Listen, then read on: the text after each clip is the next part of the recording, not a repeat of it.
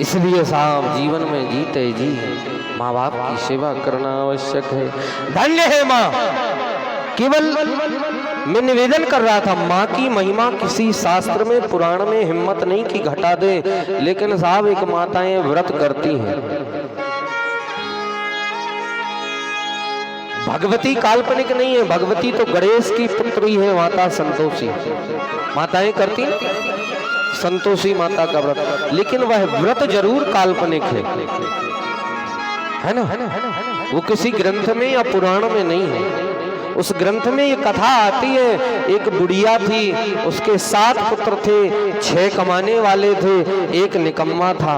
जब 6 भाई भोजन करके चले जाते तो साथ में उस निकम्मे के लिए बचा हुआ जूठन का एक लड्डू बना करके खिलाती थी। ऐसे ही है ना कथा वो? तो ये बताओ, वो कमाते हैं इसलिए उनको अच्छा खिला रही है, और जब वो नहीं कमा रहा एक बच्चा तो उसको जूठा खिला रही। माँ की महिमा ऐसी हो सकती है क्या? माँ का प्रेम तो एक कलेक्टर बेटे से भी उतना रहेगा, और साहब दूसरा एक अंधा बेटा है तो उस पर भी उतना प्रेम रहेगा। माँ की ममता जो है वो बांटी नहीं जा सकती। ममता रत संज्ञान कहानी।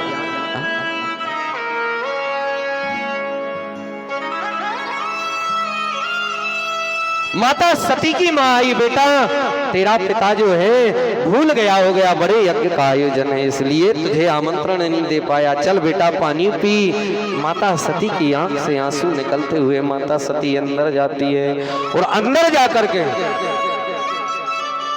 हाथ पैर धोले, जलपान किया, और जलपान करने के बाद जो मन में लालसा थी कि यज्ञ दर्शन करें, तो यज्ञ दर्शन करने के लिए जैसे ही सती गई तो क्या देखा यज्ञ में? संसार का ऐसा कोई यज्ञ नहीं, संसार की ऐसी कोई पूजा नहीं जो मेरे पति के बगैर हो जाए है? लेकिन उस यज्ञ में क्या देखा कि कतहु नदी शंभू कर भागा। भगवान शिव के लिए उस यज्ञ में कोई भाग ही नहीं था। यज्ञ में 3 मेखलाएं होती, यज्ञ कुंड 3 खंड का होता ना, 3 खंड होते यज्ञ कुंड में कि नहीं? उनको मेखलाएं कहती हैं। पहली मेखला भगवान विष्णु की, दूसरी मेखला ब्रह्मा की, और तीसरी मेखला जो सबसे नीचे काले कलर की होती है वो भगवान शिव की होती है। रुद्र कलश प्रत्येक पूजन में रखा जाता है। ये राम कथा चल रही तो इसमें भी रुद्र कलश महाराज जी रखाए होंगे। बगैर शिव के संसार की कोई पूजा समाहित कैसे हो सकती है? और इतना बड़ा यज्ञ मेरे पिता ने मेरे पति के लिए कोई स्थान ही नहीं देख दिया। कतहु न दीख शंभु कर भागा। शास्त्र कहता है सती ने विचार किया कि जहां अपने पति का अपमान होता हो, अपने गुरु का अपमान होता हो, जहां अपने इष्ट का अपमान होता हो, यदि आप बलवान हैं तो आगे बढ़कर के जो कटुता कर रहा है उसके 32 दांत तोड़ दीजिए। और हाँ, यदि आप में सामर्थ्य नहीं है तो सिर नीचा करिए और वहां से चलते बनिए साहब। हाँ। सती ने विचार किया क्या किया जाए? मेरे पिता ने मेरे पति का अपमान किया है, 32 दांत तोड़ दें? नहीं। व्यवहारिक दृष्टि में संसार मुझे क्या करेगा? अपवाद देगा कि कैसी पुत्री जो पिता को मारने दौड़ी, पिता को दंडित कर नहीं सकते, तो फिर सिर नीचा करके चला जाए क्या यहाँ स्थान से? लेकिन किस मुंह से जाऊं? मेरे पति ने तो मुझे आने से पहले ही यहाँ मना किया था, क्या किया जाए? रोक सकती नहीं क्योंकि यहाँ मेरे पति का अपमान हुआ, और जा सकती नहीं क्योंकि पति ने रोक दिया था। क्या मुंह लेकर के जाऊं?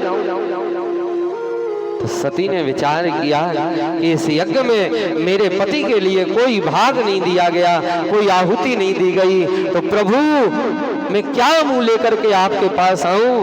अपने शरीर को ही आहुति बना करके आपके चरणों में समर्पित कर देती हूं। और सती उस यज्ञ कुंड में जाकर के कूद करके नष्ट हो गई। ये रामचरितमानस की कथा कहती है, लेकिन शिव पुराण कहता है सती ने अपने नाखून को पृथ्वी पर रगड़ा और उस नाखून से योग के माध्यम से अग्नि प्रकट की और अपने शरीर को जलाया और यज्ञ कुंड में चली गई।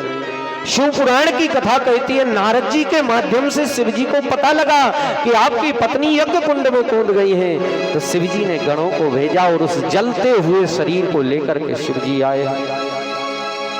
यज्ञ कुंड में वो शरीर जो जल रहा था, उस जलते हुए शरीर को शिव जी अंजलि में रख करके लाए। अपनी पत्नी से इतना प्रेम कि सती मर गई, लेकिन उस जले हुए शरीर से भी इतना प्रेम साहब की छोड़ नहीं गए और तीनों लोकों में उस जलते हुए शरीर को ले जाने लगे। सती की साहब दहकती हुई ज्वाला से ये संसार भी जलने लगा। देवता घबरा गए, क्या साहब प्रकृति नष्ट हो जाएगी?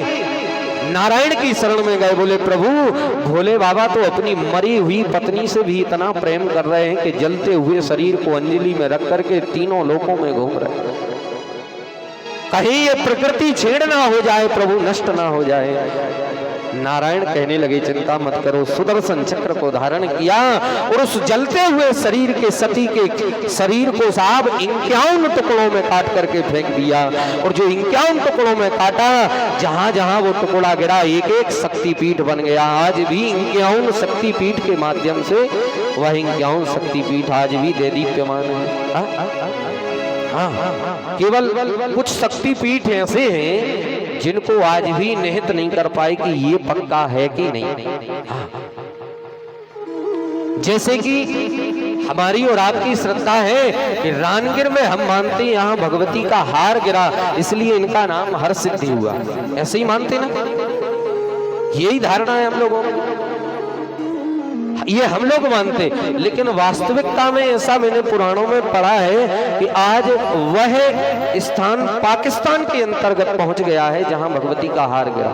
अब भगवान जाने ये सही है कि वो सही है, मैंने तो ग्रंथ देखे तो हमने है नहीं जाने वो समय आते हैं।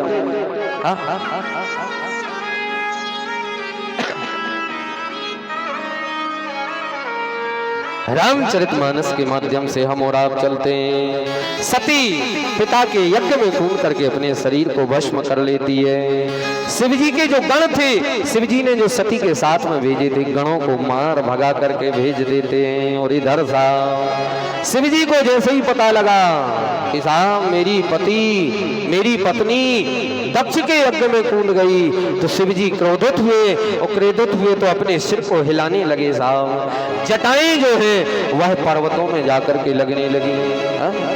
एक बाल को पकड़ा शिव जी ने और पकड़ करके साहब तोड़ करके जमीन पर जैसे ही पटक करके मारा। 4 भुजाओं का एक पुरुष उत्पन्न हुआ। बोलिए वीरभद्र महाराज की। वीरभद्र को आदेश दिया, जाओ वीरभद्र। देवी महाकाली शिव जी के गण सब जाकर के आदेश मिला, दक्ष के यज्ञ का नाश कर दो। और साहब वर्णन आया, दक्ष के यज्ञ की ओर सभी बढ़ने लगे। दक्ष का सिर काट करके साहब यज्ञ कुंड में डाल दिया। भूत प्रेतों ने मलमूत्र का परित्याग उस यज्ञ में कर दिया। भृगु ऋषि की दाढ़ी नोच ली। पूषा भग देवताओं के दांत तोड़ करके फेंक दिए। साहब